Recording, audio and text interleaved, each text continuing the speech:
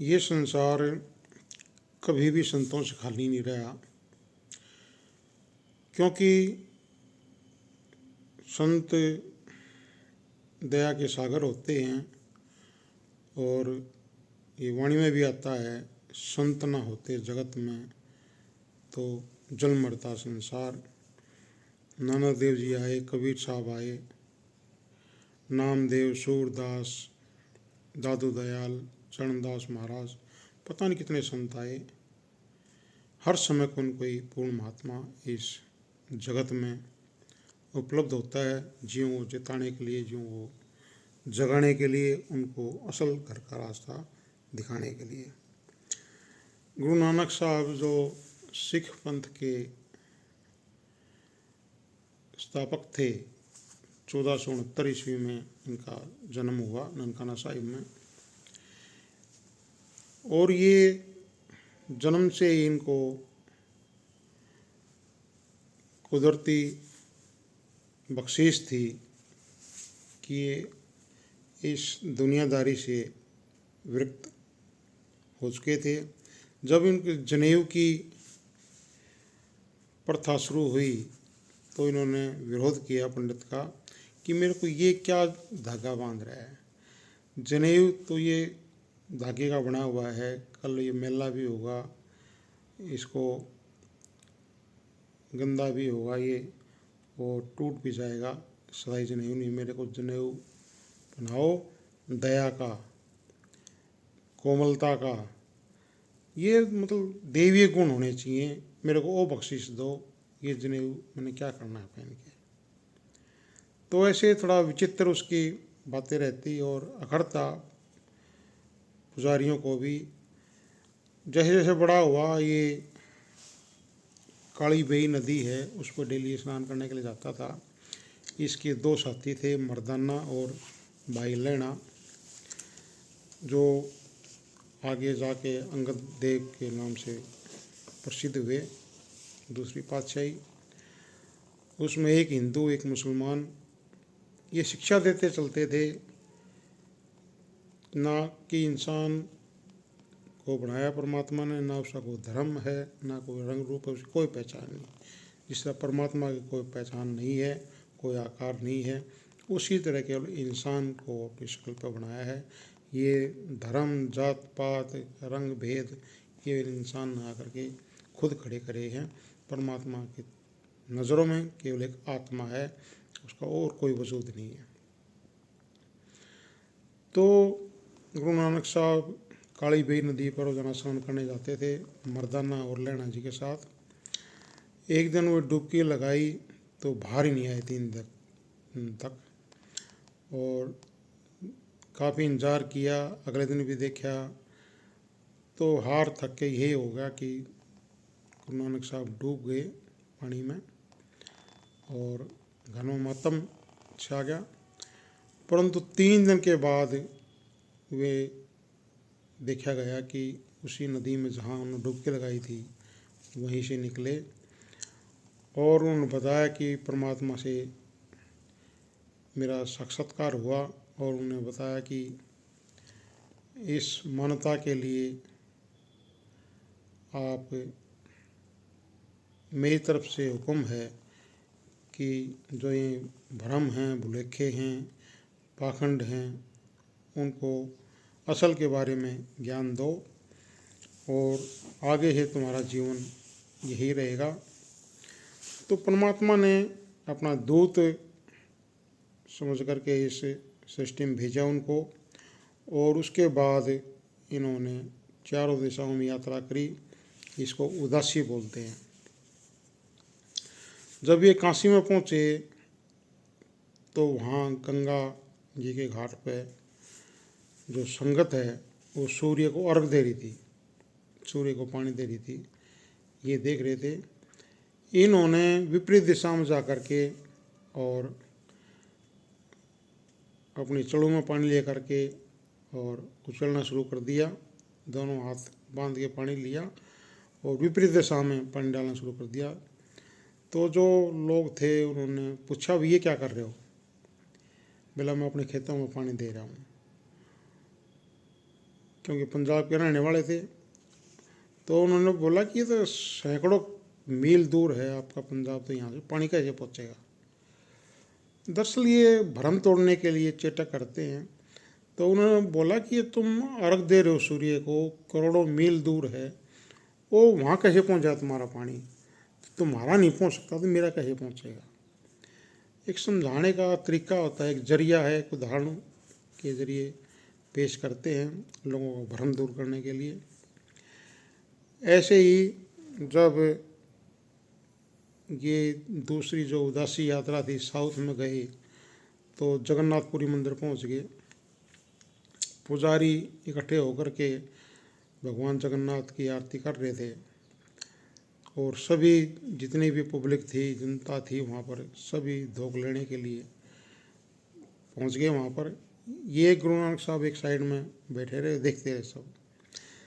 जब आरती पूरी हुई तो पुजारी जो थे मंदिर के, वे इनके पास आए, भाई तुम्हारा विश्वास नहीं है भगवान में, तुम इस आराध्या को स्वीकार नहीं करते, तुम नास्तिक हो क्या।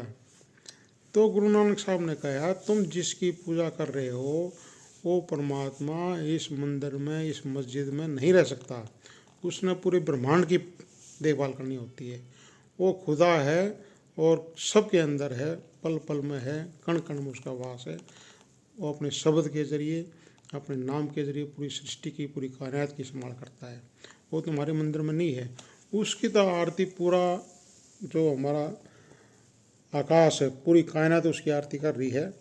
आकाश उसकी थाली है, सूरज और चांद उसके थाली में रखे हुए दो दिए हैं, आसमान के तारे उसके मोती हैं, हिमालय पर्वत से जो सुगंधित हवा आ रही है वो उसके लिए धूप का काम कर रही है, वनस्पति उसके ऊपर फूल अर्पित कर रही है, जितने भी संसार में पेड़ पौधे हैं सब उसकी सेवा में हैं।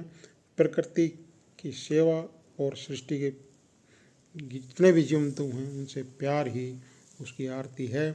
अगर ये दिखावा करोगे तो कुछ नहीं हासिल होना, इसलिए सच से जुड़ो ताकि तुम्हारा पार उद्धार हो सके। तो लोगों ने जो ये मन के कहे लगकर भक्ति कर रहे हैं, लोग दिखावा कर रहे हैं, पाखंड कर रहे हैं, उस पर प्रहार किया और बहुत से लोगों ने उनकी बात पर अमल किया, उसका उपदेश के पालन किया और उनके बहुत से फॉलोअर बन गए। ऐसे ही और भी मिसाल आती हैं, परंतु इनका मेन पर्पज़ ये है कि हम यहाँ पर केवल इंसान हैं, जो भाई भतीजावाद है, जो हम एक दूसरे के दुश्मन हुए बैठे हैं, खून के प्यासे हुए बैठे हैं, ये इंसान की अपनी मन गढ़ंत है। क्योंकि जो संत महात्मा आए, किसी भी मुल्क में आए, किसी भी जाति में आए, उनका उपदेश चहुवर्णों के लिए होता है, उसमें क्षत्रिय ब्राह्मण वैश्य शूद्र। तो जब वे रहते हैं तब तो कोई ध्यान नहीं देता, चले जाते हैं तो अलग अलग फिरके बन जाते हैं, मैं नानकपंथी, मैं कबीरपंथी, हमारा गुरु बड़ा, हमारा अल्लाह बड़ा। ये दरअसल मालिक को किसी भी नाम से याद करो, शक्ति एक ही है। तो इनका उपदेश, इनके जाने के बाद हम इनकी पूजा करते हैं, झांकियाँ निकालते हैं और भंडारे करते हैं, परंतु अगर हम इनके रहते हुए इन पर अमल कर लें, इन पर दरअसल जनता शक करती है कि पूर्ण कैसे हो सकता है, हमारे बड़ा कैसे हो सकता है। और पूर्ण महात्मा हमारे बीच में ही आता है, हमारे जैसे कपड़े पहनता है, हमारे लेवल पर आकर के समझाता है। और वैसे मालिक का रूप होता है, मालिक का भाणे में रहता है और शब्द उसके अंदर प्रकट होता है। तो हमने उसके सत्संग में जा कर के, उसकी संगत सोबत करके उसका फ़ायदा उठाना चाहिए और जो गुरु मंत्र दे उसका हमने अमल करना चाहिए, उसका जाप करना चाहिए। तो एक छोटी सी वाणी है, हम इसका उच्चारण करते हैं। सब अवगुण में गुण नहीं कोई, क्यों कर कांत मिलावा होई, ना मैं रूप ने बंके नैना, ना कुल ढंग ने मीठे बहना। ये कह रहे हैं कि मैं तो अवगुणों की खान हूँ, मेरे अंदर कोई भी गुण नहीं है, मैं परमात्मा से कैसे मिल सकता हूँ। मेरा तो परमात्मा से मिलाप इस जन्म में संभव नहीं है। ये वैसे मालिक का रूप थे, परंतु हमारी तरफ से विनती करना सिखा रहे हैं कि अगर हमने परमात्मा को पाना है तो अनकंडीशनल सरेंडर करना होता है। अगर ये संसारिक किसी को रिझाना चाहें तो उसके लिए रंग रूप ये करें, नाम है रूप न बंके नैना, तो उसकी शकल सूरत के ऊपर जाते हैं और सुंदर नयन हो, फिर करें ना में ना कुल ढंग ना मीठे बन, ना तो मेरी आवाज़ में इतना मिठास है और मैं नीचे कुल की हूँ, तो मेरा मिलाव आपसे कैसे हो। आप ही दया करो ताकि मैं तुम्हारे तक पहुँच सकूँ। फिर कहते हैं सहज श्रृंगार कामन कर आवे, ता सुहागण जा कंते भावे, ना तिस रूप ने रेखा कोई, अंत ने साहेब सिमरा जाई। सहज श्रृंगार का मतलब है, देखो परमात्मा सबके अंदर है, हमारे अंदर भी है, परंतु इस शरीर को रूहानियत की दृष्टि से दो भागों में देखा गया है। एक आँखों से नीचे का हिस्सा, एक आँखों से ऊपर का हिस्सा। जब हम नीचे का शरीर सिमरन के जरिए खाली कर देते हैं, नाम जात के जरिए, तो उस सहज अवस्था में पहुँच जाते हैं, वो आँखों के ऊपर जहाँ आत्मा और मन की गांठ लगी हुई है। इसलिए अगर जो इस अवस्था में है सहज श्रृंगार, जो सहज अवस्था करके और कामन कर आवे, जो औरत इस अवस्था में आ जाएगी, ता सुहागण जा कंते भाव, उस परमात्मा को वही आत्मा अच्छी लगेगी। जो एक दरअसल एक विधान बनाया हुआ आपने मिलने का, वो हमारे आत्म में राम, राम में आत्म, चीनस गुरु विचारा। वो आत्मा के अंदर परमात्मा है, परमात्मा के अंदर आत्मा है, परंतु जो कोई पूर्ण महात्मा, कोई गुरु और रहबर वाक्यकार उस रास्ते का भेदी हमको मिले और वो नाम का भेद दे, शब्द का मार्ग समझाए, अंतर्मुख भक्ति से जोड़े, तो हमको ये सोझी आती है कि परमात्मा से कैसे मुलाकात किया जाए, कैसे उसके भाने में आए और कैसे उससे विशाल हासिल किया जाए। उसका ना कोई रूप है, ना कोई उसका चिन्ह है, और ये जो संत सदगुरु होते हैं इसका प्रकट रूप होते हैं। अगर परमात्मा को पाना है, देखना है, तो इसकी संगत में जाओ, इनके दर्शन करो और इनकी सोबत करो। जहाँ संगत होगी वही परमात्मा में वास होता है। तो इसलिए करें अंत ने साहेब सिमरा जाई। ये शरीर मिला है मालिक की भक्ति के लिए, उसकी बंदगी के लिए। अगर हम इसको कौड़ियाँ इकट्ठा करने में व्यर्थ कर देंगे और सोचेंगे बुढ़ापे में भक्ति कर लें, तो अंत में और अनेक तरह के रोग हमको दबोच लेते हैं। ना हमको आँखों में दिखाई देता, ना कान में सुनता, कमर में लगातार दर्द रहता है, बैठा नहीं जाता। 10 तरह के रोग हमारा घेरा डाल लेते हैं, बीमारियां। तो इसलिए कह रहे हैं अंत न सिमरा जाई। ये मन को कुदरती आदत है सिमरन करने की। संत महात्माओं उसी का फ़ायदा उठाने के लिए कहते हैं। अब हम दुनिया के सकलों पदार्थों का, साजो सामान का लगातार सिमरन करते रहते हैं और हमारी ज़िंदगी ऐसे बीतती चल रही है। तो महात्मा लोग इसकी आदत का फ़ायदा उठाने के लिए उपदेश करते हैं। वे फरमाते हैं कि नाम का सिमरन में लगाओ, इसको शब्द के सिमरन में लगाओ। जो महात्मा गुरु मंत्र देते हैं वो उनका अपना कमाया हुआ नाम होता है, और उस मंजिलों के जो रूहानी मंजिल हैं, उनके धनी हैं, उनके नाम होते हैं। जैसे जब उनका स्मरण करेंगे उनका ख्याल आता जाएगा और हमारी आँखों के सामने जो दुनियावी ये रंग तमाशे हैं ये छटते जाएंगे। ओ रस आवा ये रस जावा। जब हमारे अंदर उसका उसे मोह हो जाएगा, उसे लगाव हो जाएगा, जब हम रस लेना शुरू करेंगे तो दुनिया के रस सारे फीके पड़ जाएंगे। तो ये एक अंदरूनी भक्ति का मार्ग है।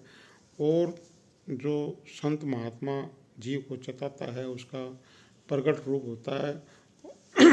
वो सतलोक से उसके हुक्म से स्मृतलोक में आता है। उसके कोई कर्म नहीं होते, वो केवल हमारी तरह जन्म लेता है, घर गृहस्थी में चलाता है, बाल बच्चे भी होते हैं, अपनी रोजी रोटी के लिए काम धंधा ही करता है, उस संगत पर कभी भी भार नहीं बनता और अपनी नेक कमाई से संगत की सेवा में कुछ न कुछ देता रहता है। तो हमने ऐसे पूर्ण महात्मा की खोज करनी है जो संगत के ऊपर भार ना पड़े, ये लोभ भी ना हो और अपनी मुनादी ना करें कि मैं गुरु हूँ। वो दरअसल जीव को चेताने के लिए उसके हुक्म से आता है। हम वासी उस देश के जहाँ दे जात ना कोई, मतलब उसकी ना, वो केवल शब्द मार्गी होते हैं, शब्द से निकल कर आते हैं, उसके हुक्म से लाए हुक्म हजूरी। उस मालिक ने हुक्म किया, जो रूहें या परेशान हैं, विचलित हैं या व्याकुल हैं, उनको लेने के लिए दोबारा संसद गुरु आते हैं, उनको चेताने के लिए अपने सत्संग के जरिए, प्रवचन के जरिए, ताकि वे रूहें अपने असल को पहचान सकें और यहाँ से अपना ख्याल समेट करके आँखों के ऊपर आ जाएं। अब की बार काम करो तुम इतना, आगे की फिर सतगुरु जाने। केवल इंसान का फर्ज है कि जो दुनिया में ख्याल फैला हुआ है उसको समेट करके आँखों के ऊपर ले आए। फिर वो रहबर महात्मा जिसने नाम की बख्शिश करी है उसका नूरी स्वरूप वहाँ प्रकट हो जाता है आँखों के ऊपर। वो धीरे धीरे शब्द शब्द हम पौड़ी रच रखी, चढ़ चढ़ पहुँचो नगरी सच्ची। हम शब्द के जरिए इस मृतलोक में आए हैं और शब्द को पकड़ के हमें सतलोक में जाना है, यही प्रोसेस है। तो अब कह रहे हैं, सूरत मत ना ही चतुराई, कर कृपा प्रबलाओ पाई, खरी श्याणी कंत न भावे, माया लागी भ्रम बुलानी। जो हम अपनी मर्जी से परमात्मा की भक्ति नहीं कर सकते, हम यहाँ मृतलोक में आए हैं, ये काल का देश है, माया की नगरी है। ये मन नहीं चाहता कि कोई भी जीव यहाँ से वापस अपने धूमधाम जाए, अपने असल घर जाए। तो ये भ्रम भुलक्कड़ों को उलझा कर रखता है। संसार सागर के जो पदार्थ हैं उनसे मोह हो जाता है और हम अपना बनाने की कोशिश करते रहते हैं। इसी तरह हमारी ज़िंदगी बीत जाती है। तो कितना ही हम शाणप कर लें, वो भारी भक्ति में उलझा कर रखेगा। भारी भक्ति से हमारे सांसारिक काम जरूर बन जाएंगे। सकल पदार्थ हमको जो हमने मांगी है, जो हमारी आशा तृष्णा थी, वो जरूर पूरी होगी, इस जन्म में हुई अगले जन्म में होगी।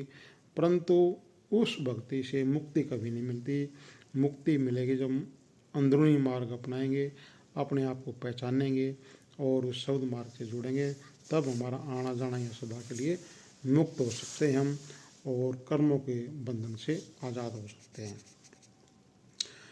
होमे जाई ता कंत समाई, तो कामण प्यारे नवनिध पाई। हमारे और परमात्मा के अंदर केवल होमे की रुकावट है।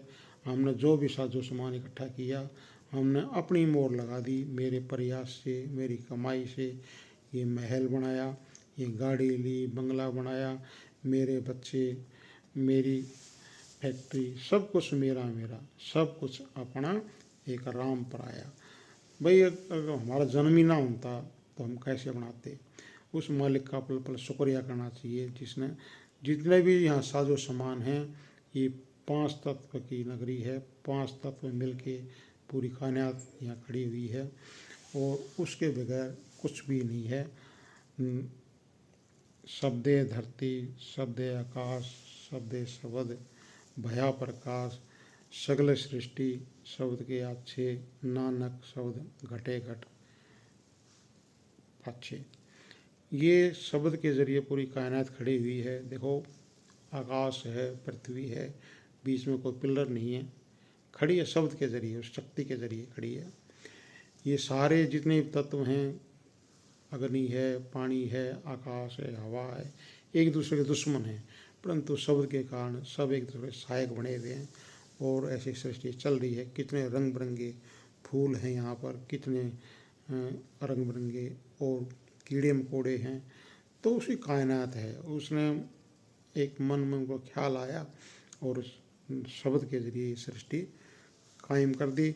जब उसको मौज होती है, शब्द को वापस बुला लेता है, तो यहाँ प्रलय महाप्रलय आ जाती है और ये सृष्टि ख़त्म हो जाती है। वो दरअसल जब तक उसकी मौज में है, जब तक हमें एक दूसरे के सहायक बने रहते हैं, एक दूसरे के हितैषी होते हैं, तो संसार सागर चलता रहता है। परंतु जहाँ अत्याचार बढ़ जाता है, जीवों का कत्लेआम होता है और पुकारते हैं तो यहाँ अपने शब्द को वापस खींच लेता है और यहाँ अंधकार छा जाता है। जब भी उसकी मौज होगी तो शब्द के जरिए होगी, और हर जीव में शब्द है। जब वो अपने मौज में आकर इस शब्द को वापस खींच लेता, चाहे शरीर के किसी भाग से ले ले, तो उसको लकवा बोलो, अधरंग मार लो, वो शरीर काम करना बंद कर देता है हिस्सा। तो इसलिए मालिक की मौज है, उसका हमें पल पल गुणगान करना चाहिए, उसका शुक्रिया करना चाहिए। आगे करें, अनेक जन्म बिसरे दुख पाया, कर गैले प्रीतम प्रवराया, भणत नानक सह है भी होशी, जय भावे प्यारा तैरावेशी। आप करें, अनेक जन्म बिछड़े दुख पाया, ये आत्मा आज से नहीं जन्मों जन्मों से भटक रही है। यहाँ कर्मों का एक अटल कानून, हम जो जो कर्म करते हैं इस संसार में, उसका नतीजा भुगतने के लिए हमको दोबारा जन्म लेना पड़ता है। अच्छे करते हैं तो अगला जन्म हमारा सेठ साहूकार का, किसी राज्य महाराजा का, या किसी देव देवता का हो जाता है। वो भी भोग जोनी है, कुछ अरसे के लिए है, कुछ समय के लिए है। अगर हम बुरे कर्म करते हैं तो 84 लाख जिया जून है, पता नहीं कहाँ जन्म हुए, वो कर्मों का भुगतान हमको देना पड़ता है। ये 3 तरह के कर्म होते हैं। एक क्रियामान कर्म, जो हम आज इंसान जब में बैठे हैं तो कर्म कर रहे हैं, वो क्रियामान कर्म कहलाते हैं।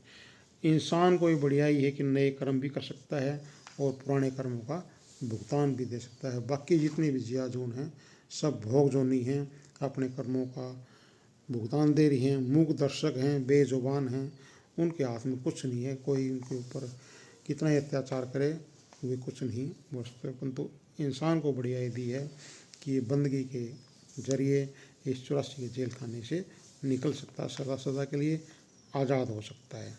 तो इसलिए कह रहे हैं, अनेक जन्म बिसरत दुख पाया, क्योंकि हमने जो जो भी कर्म किए उनका नतीजा भुगतने के लिए दोबारा जन्म लेना पड़ा। राधा युधिष्ठिर को जन्म से अंधे थे वे, और जब कृष्ण भगवान उनके पास गए तो उन्होंने एक अर्ज़ की कि भगवान ये बताओ, मेरे को पिछले 100 साल तक का दिखाई दे पड़ता है, मैंने 100 साल में ऐसा कोई भी कर्म नहीं किया जिसकी वजह से मेरे को जन्म से अंधा होना पड़े। तो कृष्ण भगवान ने उनको शक्ति दी कि राजन और पीछे जाओ, 6 साल और पीछे जाओ तो देखो आप। जब 106 साल पुराना देखा तो उन्होंने देखा कि एक टिड्डा है, टिड्डे की छोटा सा होता है जानवर, कीट होता है, तो उसकी आंखें बाहर निकली होती हैं। वो उस टाइम पर युधिष्ठिर एक बच्चा था, तो उसने एक सूंड उठाई और उसकी आँखों के दोनों तरफ पार कर दी टिड्डे के, तो मर गया तड़प तड़प के। तो देखो 106 साल पुराना जो कर्म था वो अब आके उसका सामना करना पड़ा, उसको भोगना पड़ा। तो कर्म हमारा पीछा कभी नहीं छोड़ते। तो इसलिए कह रहे हैं, अनेक जन्म बिसरे दुख पाया, ये दुख तो पाना पड़ेगा। देखो इंसान जामे में अगर कोई पूर्ण रहबर कोई महात्मा मिल जाए, उसकी शरण में चले जाएं, उसके नाम का हम सिमरण करें, उसके भाने में रहें, उपदेश को अपने जीवन में ढालें, तो नए कर्म हमारे बनते नहीं, क्रियामान कर्म लेखे में ही नहीं आते। और जो प्रारब्ध कर्म होते हैं वो नाम की कमाई से, शब्द की कमाई से इतनी ताकत आ जाती है जीव में कि उसका कोई असर होता ही नहीं। वो हंसते हंसते हम उस कर्मों का भुगतान भी देते हैं और विचलित भी नहीं होते। जो संचित कर्म होते हैं, जब हमारे अंदर नाम प्रकट हो जाता है, नाम से हम जुड़ जाते हैं, तो एक जैसे स्टोर होता है घास का, और उसमें छोटी सी चिंगारी रख दें तो पूरा का पूरा उसका जो स्टोर है घास का जलकर सवा हो जाता है। इसी प्रकार हमारे कितने भी बड़े खोटे कर्म क्यों ना हो, जब हमारे अंदर शब्द प्रकट हो जाता है, शब्द से हम जुड़ जाते हैं, पूर्ण महात्मा की रहनुमाई में आ जाते हैं, तो उस पूरे के पूरे जो कर्म हैं वो सवा हो जाते हैं, ख़त्म हो जाते हैं। शब्द कर्म की रे कटावे, शब्द शब्द से जाय मिलावे। तो शब्द में इतनी ताकत है कि हमारा जो आने जाने का सिलसिला है वो सदा के लिए समाप्त हो जाएगा। इसलिए कह रहे हैं, कर गए ले ए दाता मेरा हाथ पकड़ ले प्रीतम प्रभराया, तू मेरा सब कुछ है। और इसलिए उनको चरणों में मैं, जिससे बहुत से महात्माओं ने अपनी विनती में फरमाया है कि 184 जून सभाई मानस को प्रभ बढ़ दी आई, मानस को प्रभ दी बढ़ी आई। 184 किस्म के जीव जंतु हैं, उनसे हम एक एक अगर साल भी गुजारें हर योनि में तो 84 लाख साल हो जाते हैं इंसान जामा मिलने के लिए। तो बहुत बख्शीश हुई, हमारे को अच्छे कर्म थे तब जाके इंसान का जामा मिला है। और इसको हमने वैसे ही व्यर्थ कामों में नहीं खोना चाहिए। आपकी बार काम करो तुम इतना, आगे की फिर सतगुरु जाने।